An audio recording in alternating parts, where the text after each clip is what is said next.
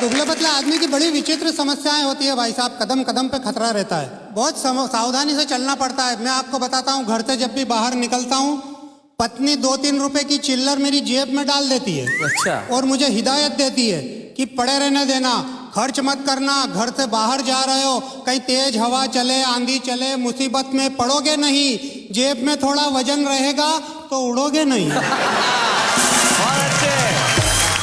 बढ़िया है। तो उस बेचारी को मेरी बहुत चिंता है साहब। और चिंता करना भी चाहिए, आखिर मैं उसका पति हूँ। हाँ, कैसा भी हूँ तो क्या हो गया। हाँ, उसकी मांग का सिंदूर हूँ मैं। ओहो। हालांकि चुटकी भर हूँ। तो सिंदूर तो चुटकी भर ही काम में आता है जी। और किसी को ऐसा पति मिल जाए तो ऐसा थोड़ी कि वो रोज मुट्ठा भर भर के माथे पे सिंदूर लगाए।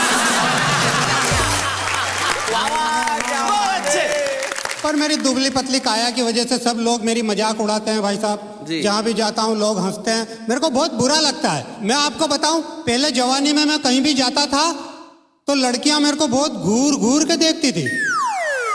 ये अंजलि जी तो अभी भी देख रही है। अच्छा, तो मैं क्या समझता था कि मैं बहुत हैंडसम हूँ। वो तो बहुत दिनों बाद पता चला कि जहाँ भी जाता था लड़कियां तो मेरी मजाक उड़ाती थी, आपस में कहती थी, अरे देख देख कैसा लड़का जा रहा है, सूखे गन्ने जैसा। तो जो मेरी काया देखकर सब मेरी हंसी उड़ाते हैं, मजाक उड़ाते हैं, उनके लिए 2 पंक्ति कहता हूँ जी। क्या ऊपर ऊपर से क्या देखते हो रे? ओहो। हाँ, मेरे को गुस्सा आता है, फिर मैं ऐसे ही बकता हूँ। अच्छा। और तो क्या कर सकता हूँ। क्या ऊपर ऊपर से क्या देखते हो रे? कोई दिल परख कर तो देखो, सूखे गन्ने में भी रस मीठा है, कोई चक्कर तो देखो। वो क्या है कि दुबले पतले आदमी को एक तो जोश बहुत आता है जी। वो खली पहलवान को आपने देखा होगा। हाँ। बिल्कुल मेरे जैसा ही दिखता है। नहीं, हंसने की बात नहीं है। देखो, उसका वजन है 220 किलो और मेरा वजन है 20 किलो 200 ग्राम। तो अब कोई ज्यादा फर्क तो है नहीं। आपको पता होगा, एक इंटरनेशनल कुश्ती में खली एक पहलवान से हार गया था। तो मुझे बहुत गुस्सा आया। मैंने कहा, अपने देश के पहलवान को कोई विदेशी हरा दे, और वो भी मेरे होते हुए। इस घटना का ऐसा हुआ प्रभाव कि आओ देखा ना ताओ, मैं भी पहुंच गया इंटरनेशनल कुश्ती में। लड़ने नहीं, देखने। और वहां जाकर मैं भी दर्शकों के बीच में एक कुर्सी पर बैठ गया। सामने रिंग में एक पहलवान खड़ा खड़ा ललकार रहा था, पर कोई भी उससे लड़ने नहीं जा रहा था। अच्छा। जब बहुत देर हो गई तो दर्शक बोर हो गए, हंगामा करने लगे, कुर्सियां उठा उठा कर रिंग की तरफ फेंकने लगे। तो मेरे पड़ोस वाले दर्शक ने भी जोश में आकर एक कुर्सी उठाकर रिंग की तरफ फेंक दी। अब उसे पता ही नहीं था कि उस कुर्सी में मैं भी था।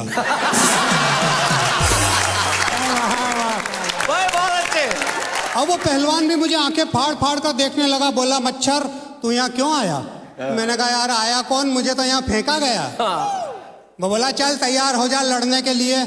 तो मैंने भी कह दिया, तू भी तैयार हो जा जेल में सड़ने के लिए। ओहो। वो बोला, कैसे? मैंने कहा, ऐसे, तू मुझे हाथ भी लगाएगा तो मर्डर के केस में फंस जाएगा। इतना कहकर मैंने उसकी गर्दन अपनी दोनों बाहों में जकड़ ली। दर्शक तालियां बजाने लगे कि वाह, इसने तो पहलवान की गर्दन पकड़ ली। पर भाई साहब, मैं तो उसके कान के पास मुंह ले जाकर बोला, पहलवान तुझे जीतने के कितने डॉलर मिलेंगे यार? वो बोला, 25,000।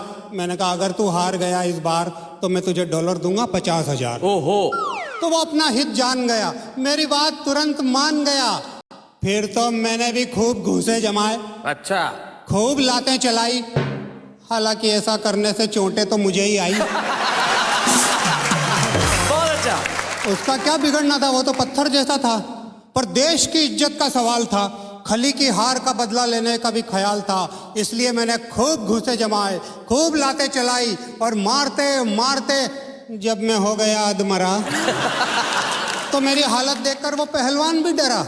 उसने सोचा, ये यूं ही मारता रहा तो सचमुच मर जाएगा, मेरा पेमेंट भी डूब जाएगा, मुझे अंदर भी करवाएगा। तो वो बेचारा तुरंत नीचे गिरकर ढेर हो गया। मैं भी उसकी छाती पर चढ़कर शेर हो गया। ओहो। दर्शक चकित हो गए, बोले इसने गजब करामात कर दी, और खुश होकर सबने मुझ पर डॉलरों की बरसात कर दी। हाय हाय हाय हाय हाय, क्या बात है। पर भाई साहब यहीं खत्म नहीं हुआ ये किस्सा। शाम को होटल में आ गया मांगने वो अपना हिस्सा। मैंने कहा रे तू पहलवान ही रहेगा या कभी अकल से भी काम लेगा? अरे रिंग में जो हुआ वो परिस्थितियों का दबाव था, वो तेरा दाव था और ये मेरा दाव था। भाई बहुत अच्छे। और मेरी अक्ल के इस दाव ने तेरी ताकत को धूल चटाई है। अरे अकल के दुश्मन, अकल ने तो हमेशा ही ताकत पर विजय पाई है। क्या बात है भाई, वाह।